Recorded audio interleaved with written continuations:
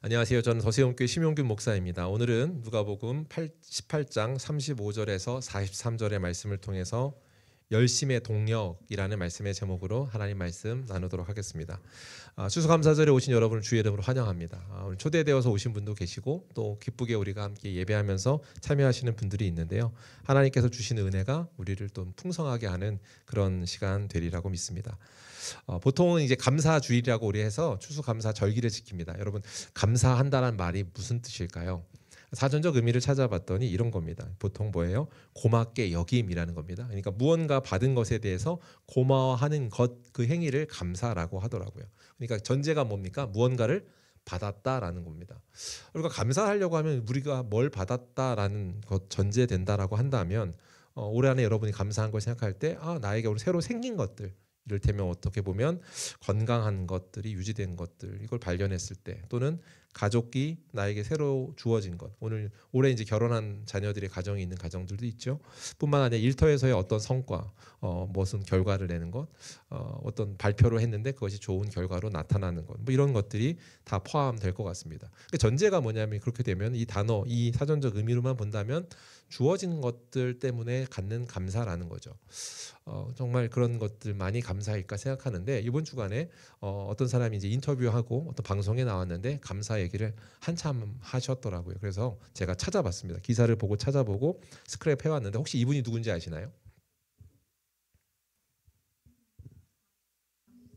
한 번에 알아보셨네요. 알아보시는 게 되게 빠른데, 예. 박미선이라는 개그우먼입니다. 개그우먼이 이번 주 12일 날 아마 방송을 했던 것 같고, 방송한 내용들의 기사를 찾아보고 제가 소개를 받았습니다. 뭐 간단하게 얘기하면 암으로 질병으로 이제 올 작년 초부터 갑자기 이제 알게 돼서 작년 초에 알게 된 게 아니라 말에 알아서 초에 원래 건강검진을 했대요. 그런데 연말에 그냥 다른 검진을 하게 됐다가 할 필요 없어요 했는데 이제 해보라고 했더니 알고 보니 암이어서 치료를 받아서 올 한 해 동안 이렇게 치료를 받고 있다. 뭐 림프 전이가 됐다. 뭐 이런 내용들을 나누는 내용이었고, 그 장면 중에 이제 인상적이었던 내용들이 있습니다. 대화요.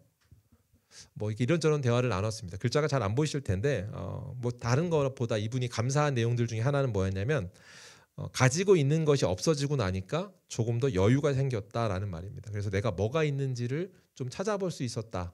내가 뭐가 있는지 찾아볼 수 있었고, 진짜 감사한 거는 자기가 소원이 동네에서 밥 먹고 산책하는 건데 이제 계속 막 모터 돌듯이 살았는데 이제 좀 쉬었다가 갈 수도 있었고, 내가 갖고 있는 암은 완쾌라는 것을 사실 말할 수 없는 종류의 암이래요 라면서 자기 상황을 설명하기도 했습니다. 너무 이제 감사한 게 많다라고 하면서도 치료에 관한 내용을 하면서 제가 암 발견한 게 이제 겨울이다 보니까 이렇게 찐빵 모자 같은 걸 쓸 수 있어서, 여름이었으면 너무 더웠을 텐데 머리를 깎고 나서 그랬어요. 또 그리고 또 이제 검사 받는 과정 중에 너무나 시원하고 그런 부분이 있는데, 그런 게 여름에 검사를 받아서 그리고 그런 방사선 치료를 할 수 있어서 그런 의미 때문에 감사했어요. 뭐 이런 내용들을 이야기했었습니다. 하다못해 뭐도 감사하냐면요 라면서 감사 이야기를 계속 저렇게 나열하는 게 방송에 나왔던 내용이라면 내용일 수 있을 것 같아요. 박미선 씨가 이제 감사한 것들의 이야기는 뭐였냐면, 내가 잃어버렸더니 나에게 남아있는 게 뭔가를 찾기 시작했대요. 그리고 나서 감사하게 됐더라. 가족의 소중함도 알고 일상의 소소한 것들, 산책하는 것도 감사하다.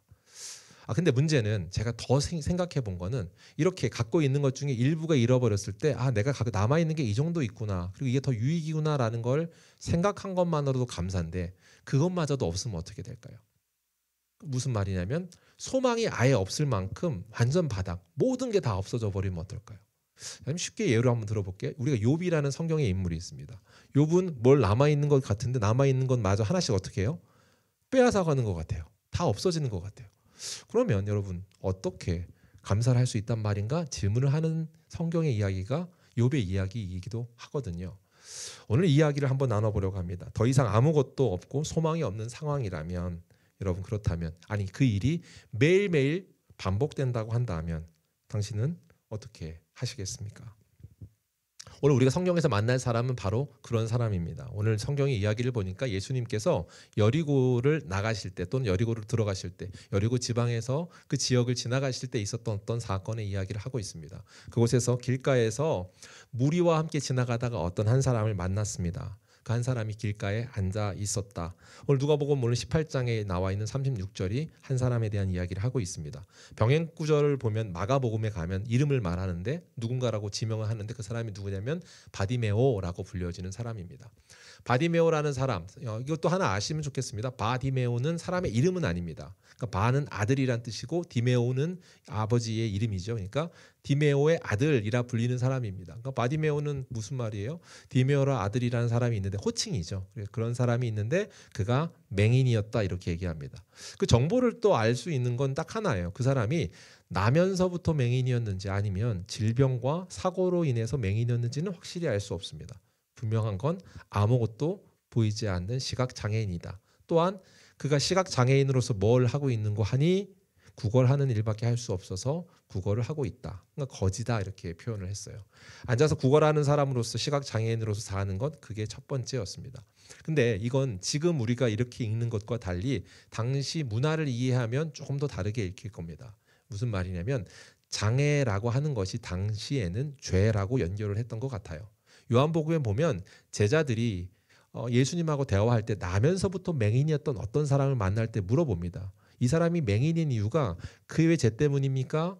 그의 부모의 죄 때문입니까? 라고 물어보는 장면을 찾아볼 수 있습니다. 그러니까 그 사람들의 생각 가운데 제자들조차 인식을 어떻게 하고 있는 거예요? 장애 이꼬르 죄였습니다. 당시 죄는 부정하다고 여겼고 유대인들은 부정하면 어떻게 해야 돼요? 가까이 하면 돼요? 안 돼요? 안 돼요.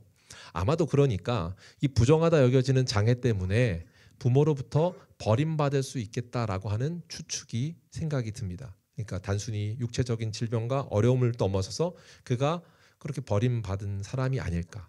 저는요 개인적인 추측이긴 한데 이름을 바디메오라고 할 때 처음부터 그 사람이 부모가 없는 사람이었다라는 사생활을 생각하지 않게 돼요.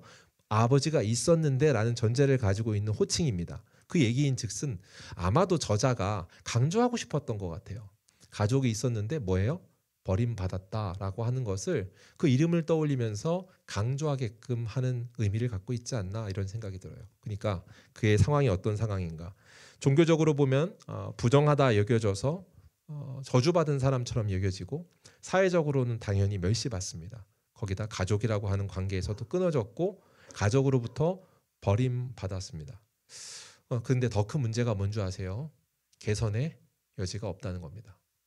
매일매일 그 일상이 반복되고 더 나아질 게 없는 것. 사실 제일 힘든 게 뭐예요? 소망이 없는 겁니다.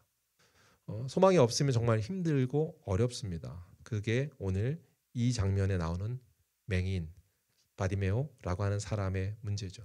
자, 여러분 한번 생각을 해봐요. 이 상황이 여러분이라면 여러분이 한번 바디메오가 되어보시죠. 어떠실까요? 내가 바디메오라면. 저는 한번 이 생각을 하면 설교를 준비하면 생각해봤는데 참 암울하더라고요. 진짜 암울하고 이런 상황에서 오늘 감사주일 설교로 적합한 인물인가라는 생각도 듭니다. 암울하니까요. 내가 너무 사랑하는 가족들로부터 버림받은 겁니다. 저는 사실 우리 애기들이 저한테 아빠 저리 가 이래도 사실 상처를 받거든요. 하다못해 그래도 진짜 얘가 내 아이인데 이런 생각에서 엄마만 좋아 막 이렇게 할 때 있잖아요. 애들이 꼭 애들은 왜 엄마만 좋을까요? 예. 그때 어떤 마음이 그럴 때도 우리가 상심하는 마음이 드는데 지금 그 상황을 훨씬 초월한 상황이라는 거죠. 암울함을 넘어서서 고통에 가까울 겁니다. 그런데 오늘 그 사람이 그렇게 어쩔 수 없이 소망 없는 사람이 반복되는 쳇바퀴의 삶의 현장이 오늘 성경 이야기입니다. 그는 그런 소망 없는 상황 중에도 오늘도 길거리에 나와 있습니다. 길에 나와서 지금 구걸을 했다라고 성경이 말해요. 평소처럼 길가 한 구석에서 그냥 구걸하는 걸 하고 있습니다. 그런데 평소와는 다른 어떤 소란을 경험합니다. 자, 맹인이면요 뭐가 발달했을까요? 눈이 안 보이면. 감사합니다. 이게 센스가 있으세요? 귀가 발달했습니다. 그러니까 듣는 소리에 예민합니다. 평소에도 그 자리에 늘 앉아 있으면 그 자리에서 일어나는 일들을 그가 익숙하게 들어왔을 겁니다. 그러면 무슨 말이냐? 그 안에서 누군가가 싸움을 하다가 길 가다 싸우는 소리도 들었을 것이고 장사치가 지나가는 소리도 무리들이 지나가는 소리들 여러 경험을 했을 겁니다. 또 아이가 우는 소리, 아이가 노는 소리 등등을 경험해서 그는 그것들을 구별하고 이렇게 했지라고 이해하는 정도의 역량, 그 폭은 갖고 있을 겁니다. 귀가 예민하니까요. 그런데 오늘의 소라는 좀 다르다고 느낀 것 같아요. 이게 무슨 일이지? 라고 생각해서 그가 말을 거내고 있습니다. 누군가에게 말을 건네고 있어요. 지나가는 무리한테 도대체 무슨 일이 있어? 이렇게 물어보는 겁니다. 이 말 거는 게 사실 특별한 겁니다. 요건 좀 뒤에 다시 한번 살펴볼게요. 자, 말을 걸었습니다. 소란을 듣고 나서 무슨 일이냐라고 묻는 게 36절입니다. 무리가 지나가며 무슨 일이냐고 물었더니 37절에 말할 때 사람이 답해 주는데 뭐라고 하면 나사렛 예수가 지나가고 있어라고 대답을 해줬습니다. 성경에서는 이렇게 시제라는 게 나오거든요. 그러니까 그 상황태를 알려주는 건데 여기서 나오는 시제의 반응은 뭐냐면 거기 나사렛 예수가 지나가고 있어라고 말하자 바로 즉시 반응했다 이렇게 시제가 되어 있습니다. 바로 반응한 게 뭐냐면 그 다음 구절인데 37절을 한번 같이 읽어볼게요. 38절입니다. 같이 읽겠습니다. 시작. 맹인이 외쳐 이르되 다윗의 자손 예수여 나를 불쌍히 여기소서 하거늘. 그가 듣자마자 나사렛 예수가 지나가고 있어라고 얘기하니까 소리치는 겁니다. 다윗의 자손 예수여 나를 불쌍히 여기소서라고 크게 외쳤습니다. 그가 소리쳐서 외쳤는데 그러자 사람들 주변 사람들이 반응을 또 합니다. 어떻게 반응하냐면 꾸짖는 겁니다. 너 조용히 안 해? 막 외치는 사람이 소리를 지르자 갑자기 뭐라고 버럭 소리를 들으면 어떤 마음이 들까요? 위축이 되겠죠. 깜짝 놀랄 겁니다. 그런데 그가 그렇게 했음에도 불구하고 사람들이 꾸짖었음에도 불구하고 어떻게 하냐면 더 크게 소리 질렀습니다. 다윗의 자손 예수여 나를 불쌍히 여기소서. 근데 이게 어려운 겁니다. 번역 성경을 보면 다른 변환도 이렇게 우리가 갖고 있는 다른 마가복음에는 어떻게 동행 구절을 가지고 설명하고 있냐면 무리가 꾸짖었다고 합니다. 그러니까 한 사람이 너 조용해 이렇게 한 게 아니라 지나가는 사람마다 무리들이 너 조용히 안 해? 라고 하면서 억압하는 건다. 겁박하고 있습니다. 그런데 갑자기 그 소리를 들었을 때도 불구하고 어떻게 했냐면 더 크게 소리 질렀다 이렇게 얘기합니다. 여기서 두 번째 소리 질렀다라고 말하는 거 다윗의 자손 예수여 나를 불쌍히 여기서는 첫 번째 외쳤다와 두 번째 외쳤다를 성경은 좀 다르게 표현하고 있습니다. 첫 번째 외쳤다랑 다르게 두 번째 외쳤다는 어떤 거냐면 미완료 형태를 쓰고 있습니다. 이 말은 뭐냐면 끝나지 않고 외쳤다입니다. 그러니까 어떻게 된 거예요? 계속 외치고 있는 겁니다. 너 겁박을 합니다. 너 조용히 안 해? 라고 했더니 더 크게 계속해서 외쳤다 이렇게 말하고 있습니다. 한번 질문을 드려볼까요? 여러분 계속해서 더 크게 어떻게 왜 외치고 있을까요? 이유는 간단합니다. 힌트가 하나 있어요. 그 사람이 지금 뭐예요? 시각장애인입니다. 앞이 안 보여요. 앞이 안 보이는데 앞이 안 보인다는 거 지금 예수님이 어디쯤 왔다는 걸 알아요? 몰라요? 다른 사람이 알려주지 않으면 정확하게 알 수 없습니다. 무리 때문에. 그러니까 보이지 않으니까 그 사람은 감이 없습니다. 그래서 자기가 할 수 있는 최선을 다해서 소리쳐서 이 얘기를 들었으면 좋겠어라는 마음으로 하고 있는 겁니다. 쉴 수도 없습니다. 근처 왔는지 안 왔는지도 모릅니다. 그래서 계속해서 소리 지르고 있습니다. 마치 절규와 같습니다. 예수님이라고 외치면서 절규한 것 같은 장면, 그게 오늘 성경에서 장면입니다. 그런데 이 장면은 매우 이상한 장면입니다. 이 장면을 묵상하다 보면 참 이상하다라고 생각하고 제가 묵상하고 정말 이상하게 읽혔습니다. 여러분도 이상하죠? 분위기가 이러면 안 되는데 뭐가 이상할까 이런 생각이 들어서 목사가 얘기하는 게 이상하다 이렇게 생각하시나요? 봅시다. 한번 보시죠. 우리가 이상하다고 여겨지는지 한번 볼게요. 그를 어떻게 설명했냐면 그 사람을 어떻게 해요? 사회적으로 고립받은 사람이라고 했습니다. 그러니까 그가 갖고 있는 거지니까. 또한 그가 종교적으로도 그는 부정한 사람입니다. 죄인이니까요. 죄인이라고 했고 신체적으로도 자유롭지 못한 상황, 그 사람이 억압을 계속 받고 있습니다. 그런 사람이면 사실은 불합리한 상황을 경험할 일이 많습니다. 제가 가정해보고 예상해볼게요.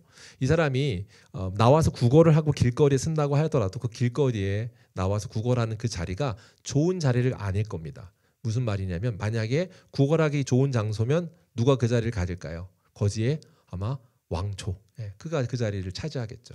저리 안 가? 비켜? 라고 하면서 물러나서 아무래도 거지가 할 수 있는 중에도 말석의 자리일 겁니다. 그러니까 그런 일을 경험할 때 그는 어떤 생각을 했냐면 누가 인도해 줘야지만 나가서 앉을 수 있는데 그 자리조차도 어떨 땐 뺏겨버릴 때가 있을 겁니다. 무슨 말이에요? 강압적인 힘으로 무력으로 누군가가 폭행을 하거나 어렵게 해서 쫓아내는 일이 다반사할 겁니다. 그런 일을 계속해서 경험하면 이 사람이 어떻게 돼요? 주눅을 드는 거, 주눅들 뿐만 아니라 그가 이제 말하는 걸 포기하겠죠. 누가 뭐라고 하면 왜 그래요? 라고 하거나 도와주세요, 살려주세요 라는 말을 할 수 있었을까요? 아니요, 못합니다. 제가 아까도 말했습니다. 이 사람이 말을 했다라는 거 특별하다고 했습니다. 왜냐하면 이런 사람이면 말을 할까요, 안 할까요? 그냥 말하는 게 귀찮은 걸 넘어서서 말하는 게 의미가 없다라고 생각하는 사람일 거예요. 그러면 이거에 길들여지면 침묵하게 될 겁니다. 자, 그런 상황 가운데 길들여진 사람인데 지금 그 사람이 주눅 들고 입도 뻥긋하기 힘든 사람인데 그 사람이 지금 말을 하고 있다.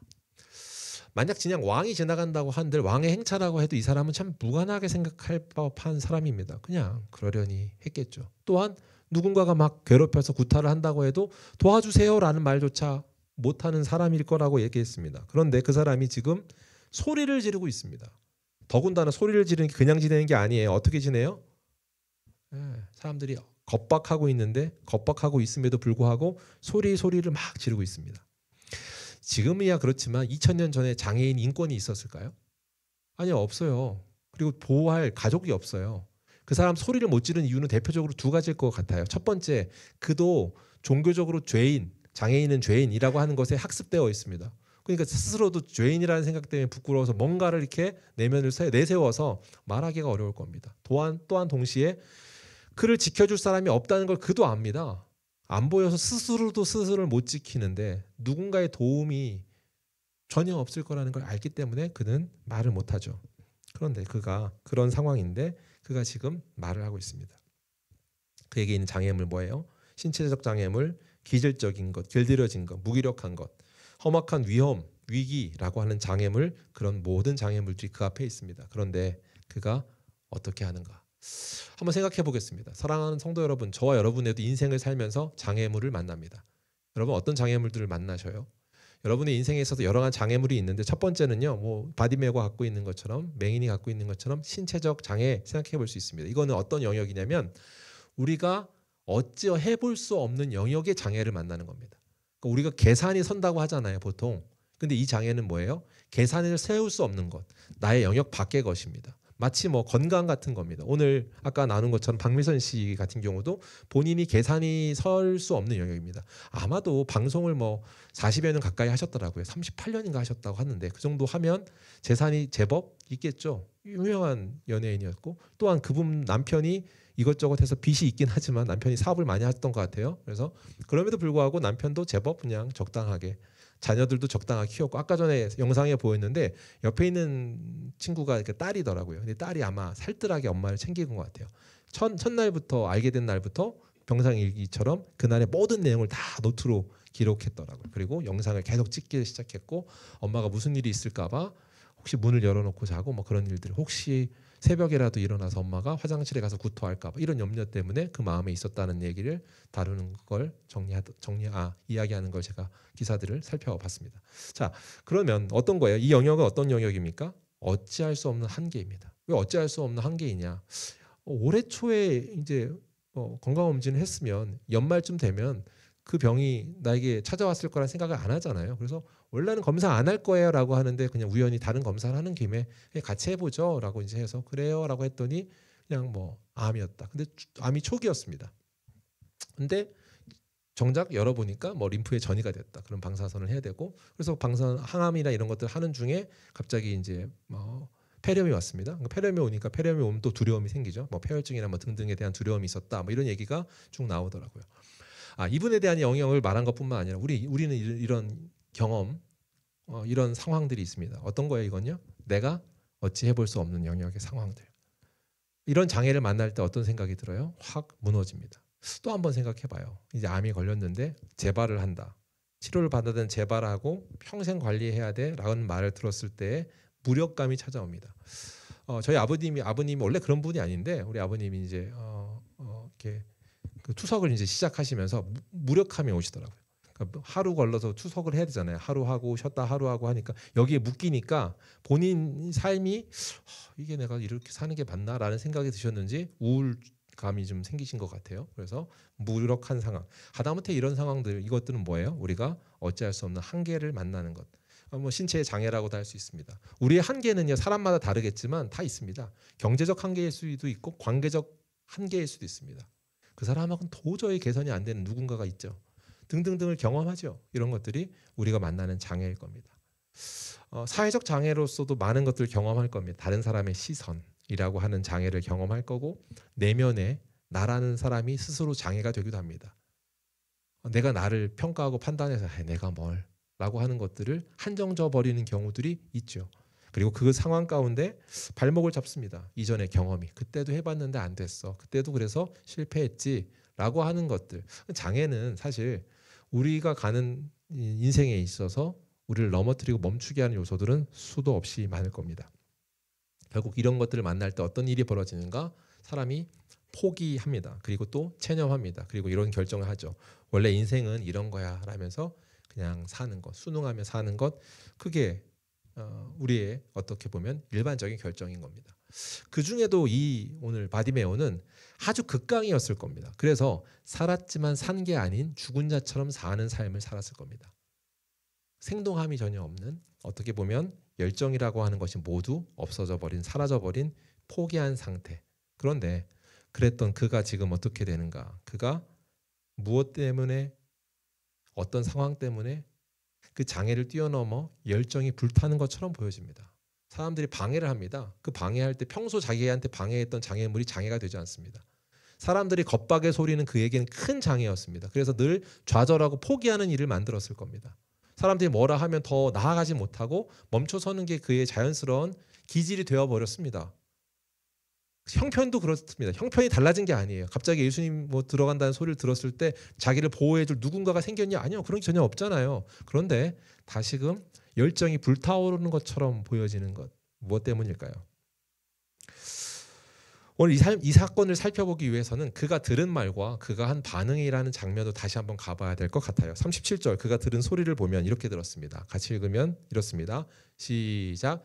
그들이 나사렛 예수께서 지나가신다 하니, 그가 들은 소리가 뭐냐면 나사렛 예수라고 했습니다. 간단하게 이걸 정리 좀 할게요. 나사렛 예수라는 말은 나사렛 출신 예수라는 말입니다. 그 예수라는 말은 무슨 말이냐면 구원자라는 말입니다.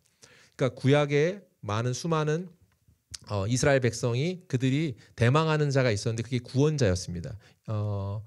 구약 성경에서도 기록되어 있고 우리가 바벨론 포로 시기 이후로 이스라엘은 계속 다른 외세의 침입을 계속 받습니다. 그래서 자기들을 구원할, 우리 민족을 좀 강하게 해줄 구원자가 필요해라는 말로 계속 대망하듯 구원자를 기대하고 있었는데, 성경에서 예언되어서 구원자가 올 거다라고 하는 말을 건네진 성경을 유대인들은 모두 알고 있었습니다. 하나님의 약속이니까요.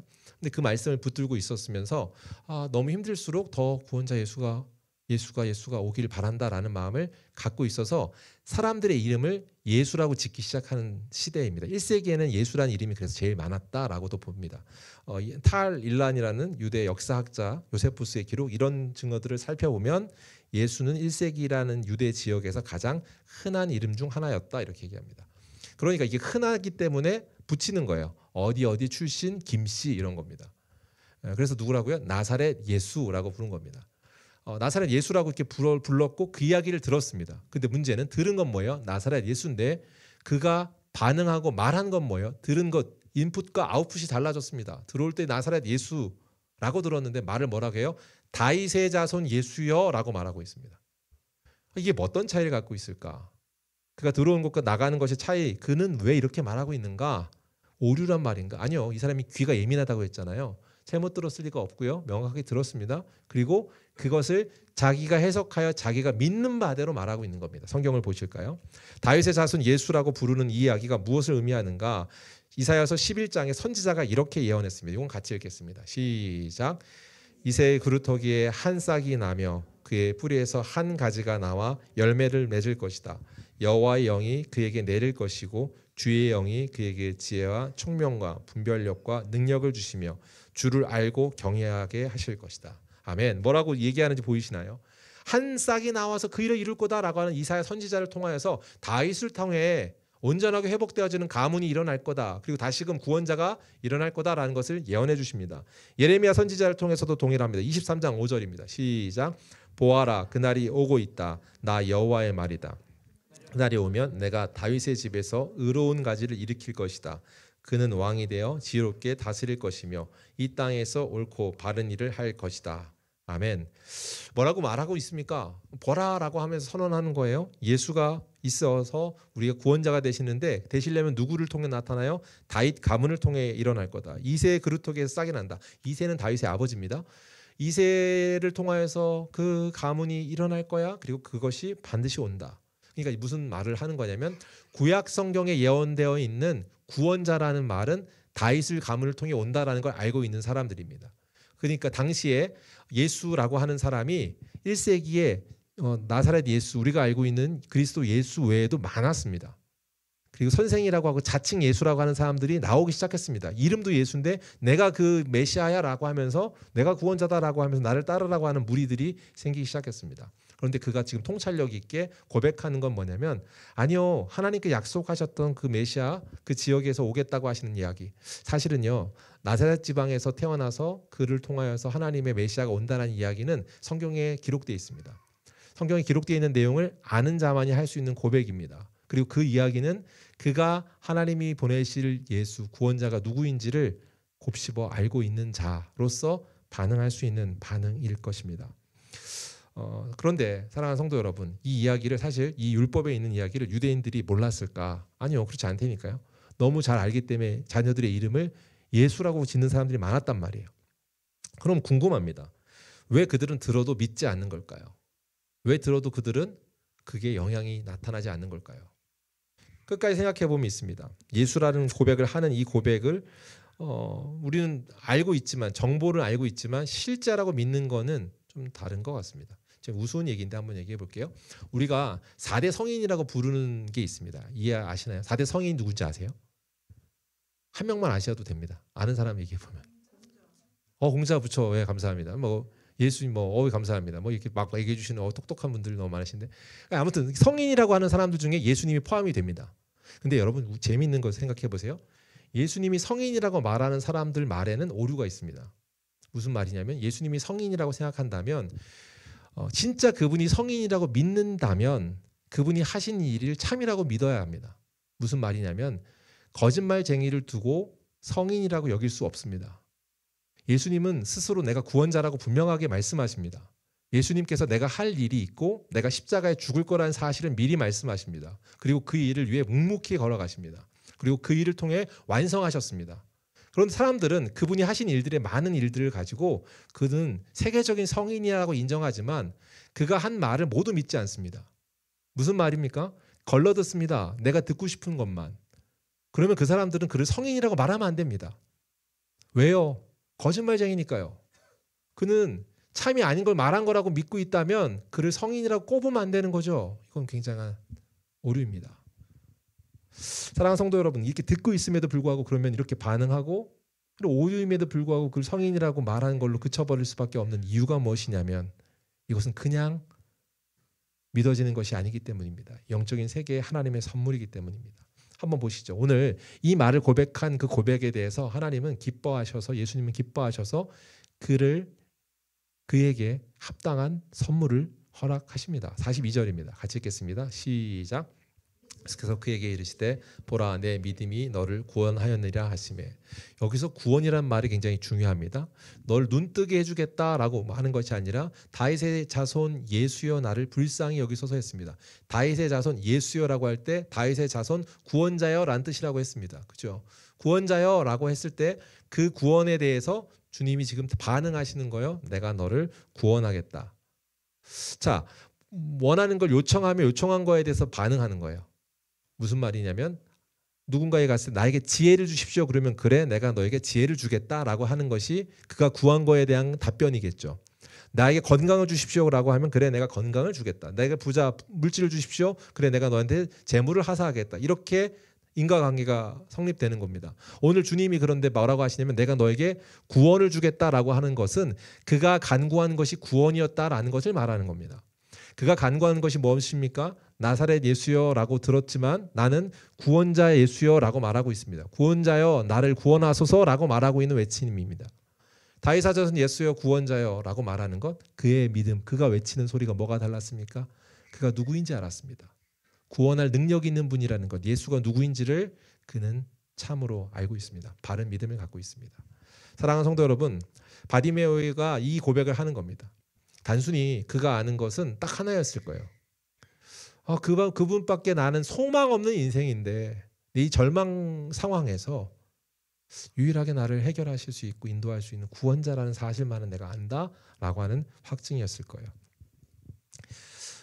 이 절망 가운데 그가 외치는 겁니다. 그냥 고래고래 소리 지르는 것 같고 절규하듯 외치고 있습니다. 그가 필요한 것이 구원이니까요. 사랑하는 성도 여러분, 오늘 예배에 나오신 형제 자매 여러분, 오늘 저와 여러분에게 우리에게 필요한 것이 있습니다. 그것은 무엇이냐면 우리 모두는 무엇으로부터인가 구원받아야 될 필요가 있는 사람이라는 겁니다. 절망일 수도 있고요. 무의미함이라고 하는 또는 어떻게 보면 반복되는 그 상황 가운데 내가 나를 얽매이는 무엇인가일 수도 있고 그뿐만 아니라 우리 모두가 포함되어 있는 죄와 죽음의 문제로부터 구원받아야 합니다. 우리가 이 문제에 대해서 나가는 것, 이 문제를 해결하는 것, 그것은 무엇인가? 그 구원받아야 됩니다라고 하는 사람이 외치는 외침이 내가 구원받아야 될 사람이라는 걸 알고 있는 그가 할 수 있는 행위였어요. 누구요? 바디메오요. 그가 나는 구원이 필요한 사람이야. 그렇지 않고는 살 수 없는 사람이라고 하는 인정으로부터 그 동력이 출발됩니다. 여러분, 여러분의 인생을 어떻게 보십니까? 이 세상 어느 누구도 구원의 손길을 필요를 하지 않는 사람은 없습니다. 저 여러분 모두에게 동일하게 이 메시지가 확인되어야 돼요. 어쩌면 우리가 많은 시간을 결심하고 결정하는 걸 하며 삽니다. 그런데 그 결정과 결심이 늘 실패하죠. 그러나 그와는 다른 차원으로서 이미 많은 실패를 해봤을 법한 바디메오가 어떻게 이렇게 그가 마음이 불붙는 것 같이 열정이 불타오르고 있는가? 그에게 여전히 기질, 내향이라고 하거나 뭐 어떻게 눌려있는 상황에서 만들어진 것, 환경 그런 것들이 있습니다. 그러나 그게 방해가 되지 않습니다. 그 안에 식었던 살아있으나 죽은 자처럼 사는 삶이었던 그에게 다시금 생동하는 동기가 부여되고 있습니다. 불타오르기 시작합니다. 무엇입니까? 무엇 때문입니까? 예수 그리스도 그분을 신뢰하고 믿는 믿음에서 그가 그 마음이 다시 불타기 시작합니다. 여러분하고도 한 번 더 여러분 얘기해 볼 수 있습니다. 오늘 이제 했습니다. 오늘 이제 토다 노트라고 이제 저희 노트를 써요. 여러분 토다 노트를 써야지 작정을 많이 하시잖아요. 결심을 하잖아요. 잘 되시든가요? 네, 뭐 이렇게 질문을 하진 않겠습니다. 답은 듣진 않습니다. 우리가 결심한 결단을 했다고 그 일들이 이루어지나요? 그냥 쉽게 해볼게요. 내가 신앙생활 잘해야지라고 결심합니다. 결심하면 그 결정이 우리 신앙생활 잘하게 하는가요? 아니 또 한 번 해볼게요. 그냥 단순하게 예수를 믿어야지라고 말합니다. 그리고 예수를 믿어야지라고 결심합니다. 그러면 여러분 예수가 믿어지든가요? 아니요. 이것은 굉장히 어려운 질문이기도 하고 얼마 안 가서 곧 실패하는 것도 우리가 경험해 버립니다. 무슨 말입니까? 우리의 결심이 그것이 동력이 되지 못합니다. 오늘 설교 제목이 뭐였냐면 열심의 동력이라고 했습니다. 우리가 결단한다고 해서 그 동력이 우리를 꾸준히 힘을 발휘할 수 있도록 하지 못하더라. 그런데 오늘 바디메오는 우리가 상상하는 초월하는 그의 내적 동력이 있다는 것이 보여집니다. 그게 뭐냐라고 하는 걸 성경이 오늘 가르쳐주는 걸 그것이 저와 여러분에게 오늘 선물이 되길 주의 이름 축복합니다. 무엇을 말하고 있습니까? 성경은요 말하고 있는 바 사도 바울은 이 믿음이라고 하는 것이 동력의 근원이 뭔지를 설명해 주고 있습니다. 로마서 10장 17절입니다. 같이 읽겠습니다. 시작. 그러므로 믿음은 들음에서 나며 들음은 그리스도의 말씀으로 말미암느니라. 아멘. 다시 한번요. 시작. 그러므로 믿음은 들음에서 나며 들음은 그리스도의 말씀으로 말미암느니라. 아멘. 오늘 우리가 그 동력이 되는 것들은 그리스도를 통한 동력입니다. 그리스도의 사랑이 무엇인지 우리가 깨달아질 때 갖는 동력입니다. 예수 그리스도 그분이 우리에게 무슨 일을 하셨는지를 아는 것입니다. 또한 단순히 십자가에 달려 죽으셨습니다라는 사건 외에도 그분은 살아계신 분이며 참이신 분, 실제 존재하는 걸 넘어서서 그분이 하신 일이 하나님의 뜻과 계획 가운데 하셨다는 것을 여러분 스스로 발견하도록 성경을 선물로 주셨습니다. 성경의 말씀을 통해 깨닫게 하십니다. 그리고 그 말씀을 통해 여러분이 살아갈 수 있는 동력을 허락하십니다. 사랑하는 성도여, 여러분 저와 여러분이 이 동력이 필요합니다. 그냥 교회에 오가는 것 또는 종교적 환경에 노출되어 있다고 해서 이게 되지 않아요. 결심을 했다고 되는 건 더더욱 아닙니다. 결심을 했지만 실패하는 걸 우리가 주구장창 우리가 경험하고 있잖아요. 그걸로는 안 된다는 것의 산 증인이 우리잖아요. 아니요, 그걸로는 안 된다고요. 성경이 말하는 바 그것이 안 된다는 것을 너무 잘 보여주는 건 예수님이 곁에 두고 가르쳤던 제자들을 통해서도 가르쳐줍니다. 공생에 3년 동안 함께했던 제자들이 결국 발을 밟고 예수님 옆에 있었어도 안 됐다는 걸 가르쳐주세요. 그들이 결국은 실패합니다. 마지막 막판에 다 그들이 어떻게 해요? 저주하고 버리고 도망가요. 안 된다는 걸 보여주는 증거입니다. 그럼 어떻게 다시금 시작합니까? 그리고 우리가 역사적 증언에 따라 예수의 제자들이 모두 순교합니다. 딱 하나 요한을 제외하고 모두 순교했다고 우리가 알려져 있습니다. 그들이 다 죽습니다.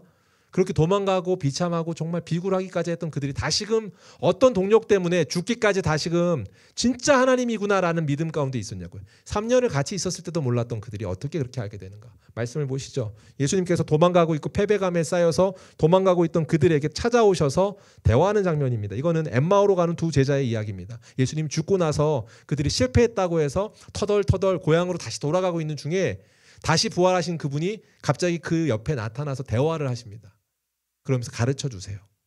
그리고 그들이 그동안 있었던 이야기에 대한 걸 얘기하는 거야.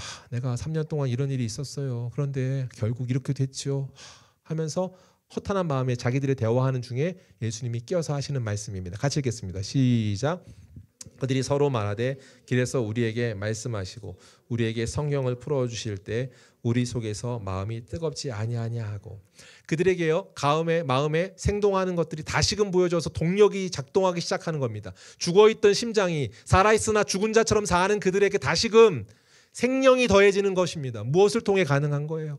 그가 갖고 있는 성경의 말씀이 참이라는 것을 밝히 읽혀주는 것을 예수 그리스도께서 하십니다. 여러분이 있는 그 자리에 다시금 마음이 뜨거워지는 걸 하고 있어요. 성령께서요.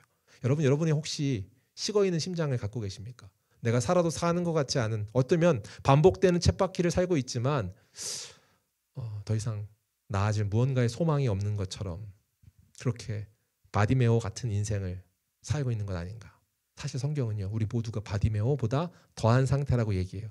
그리고 그 이야기가 어떤 의미를 갖고 있고 주님께서 이것을 주심을 통해 우리가 회복되게 하시는 게 뭔지를 가르쳐 주십니다. 그 이야기는 다음 주에 하겠습니다.